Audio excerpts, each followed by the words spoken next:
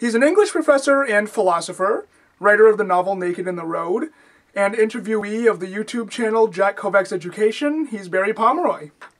So why did you decide to become an English professor, and why did you pick the subject of English to be your major?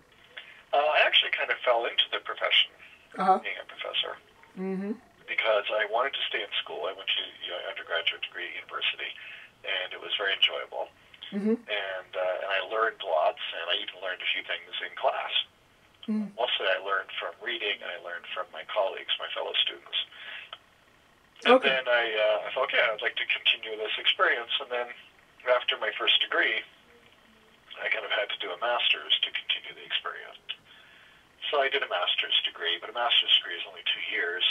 And so in the second year of the master's, you have to start thinking about another degree, which would be the PhD. And so it's like, wow, I guess I still want to be in school, so I guess I should do a PhD. About halfway through the PhD, I no longer wanted to be in school. It was finally too much. Yeah. Right. I went to like the 12 years of school, in the school system, and then I did another 14 years of university in total. So you can imagine at the 12th year, tired of it. Yeah, totally. 24 years of instruction. Yeah. By largely incompetence, and I was tired of it. But at the same time, I was given a course to teach as part of my funding and also as part of a kind of added experience. And so I started teaching a university course that kind of let me do whatever I wanted, really. Yeah. And I was like, wow, this is really fun, and this is really interesting, and I think I actually have something useful to impart to these people.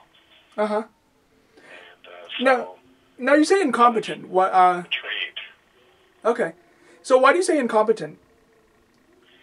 Well, as teachers, you were saying? Having dealt with all kinds of teachers in your life, then it's a mixed sort of bag, the types of people who end up to be instructors. And some of them do it because they want to have knowledge that they think other people don't have, and they want to be in a position of saying, well, did you know that? Just people who are very superior to others. Think of themselves as being very superior. And pompous asses is what they are. So there's that kind of group. And then there's like just insecure, pathetic people who, for the same kind of reasons, will lord over, other people who they view as being less knowledgeable or weaker or whatever, who they are. Like a lot of those people go into elementary school. And not that elementary school is entirely made up of them, but there are people in the school system who are largely incompetent and who do not care that they're incompetent, and they persist in like just kind of smearing their incompetence around the classroom, and the students don't learn very much from them except not to be that person. And even that lesson's not super clear. Right. And as a professor and a philosopher, what message or messages would you like to bring to your students? Well, let me first let's go back to this kind of competence question. Oh, yeah, sure. Definitely, yeah, sure. Tell you about something that goes on at university. And this happens at my university. And the education students at my university are told in almost every one of their classrooms that grades are not important. No one's ever going to look at your grades. It's not important. None of this matters. Now, what that tells a student, especially a weak student, or a stupid student, or a lazy student, is you don't have to learn anything. You don't have to know anything. None of this is going to matter when you're a teacher. And these are education students, so they're going to be teachers, right? And so they've learned this message all the way through their degree that their knowledge is not important, that they don't need to know anything. And so, of course, the lazy, stupid ones don't bother knowing anything, and then they go out and get a job and they teach our kids. And they become the great mass of incompetent people out there. Anyway, so your next question? As a professor and a philosopher, what message or messages would you like to bring to your students? I think that my main teaching philosophy, or my principal kind of interest, is in critical thinking. I would like my students to take a very sharp look at the world around them, use a kind of evidence-based logic, and try to figure out whether or not what they've been told is the truth, and whether or not they should make changes to the way they think about things in their life on the basis of their sort of new discoveries. I don't want to tell them what to think, so I want to tell them to think. Okay. So that's my big request. And so I conduct my classrooms that way. I set up a scenario for them, or the text sets a scenario up for them, and then I say, okay, well, what's your analysis of this? So do you feel they just report what the text told me? I say, well, that's not useful. I already know that. I read the text too. Right. But is it correct? Is the science good? Right.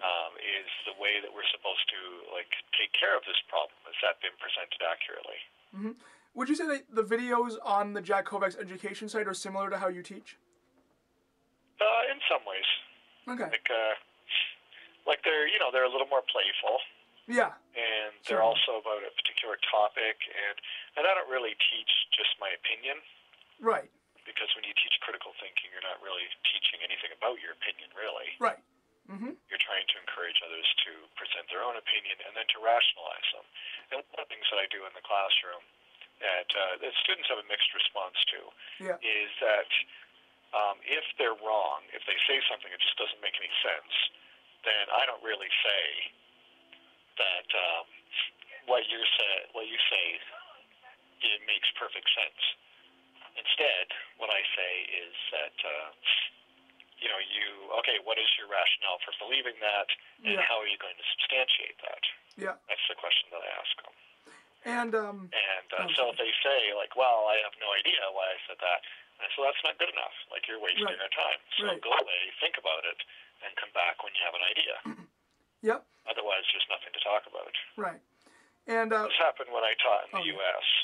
I had students come up with opinions that were based in absolutely nothing. Yeah. And then I would ask them, okay, what's your basis for that opinion? And then they would say that, I don't really, I haven't really thought about it, or it's just my opinion. A lot of them would say that, it's opinion, or I have a right to my opinion. Right. And I'd say, you don't actually. If your opinion is based in nothing, you do not have a right to say it to people. Right. You should keep your mouth shut and learn something. Yeah. And then have an opinion that's actually based in something. So you would rather the students say, well, I really don't have an opinion about it first. Or if they don't, then just say that. And then learn if you don't have an opinion, then you keep your mouth shut. Oh, okay. And you try to get one. I had a student come to me just a while ago that asked me, what do you do if you don't have opinions? He said, where can I get some? And he was serious. He wasn't joking. Right. Yeah. And I said, well, what if, have you ever asked anyone this question? He said, well, I asked my teacher in school about it, and he said I should read opinion pieces. And I said, well, that'll give you other people's opinions. It's not going to give you your own. Right. Yeah. And I said, you probably have all kinds of opinions. You just feel like you don't. And I said, for instance, I kind of spun a circumstance for him and said, do you think that that's wrong? And he said, well, yes. And I said, see, you have an opinion. And I said, we usually have our opinions from our own prejudices a lot of the time. Yeah. Religious people will believe that abortion is wrong, and it's not because they've ever seen an abortion or ever had an abortion or know anything about the science, but rather because they've been told by the church guy in the front of the room that it's wrong, so they just absorbed that message and repeated it.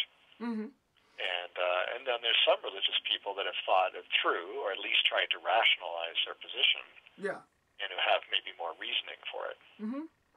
So I told them, you try to winnow through what your prejudices are. How many of those are just prejudices, and how many of them just make sense?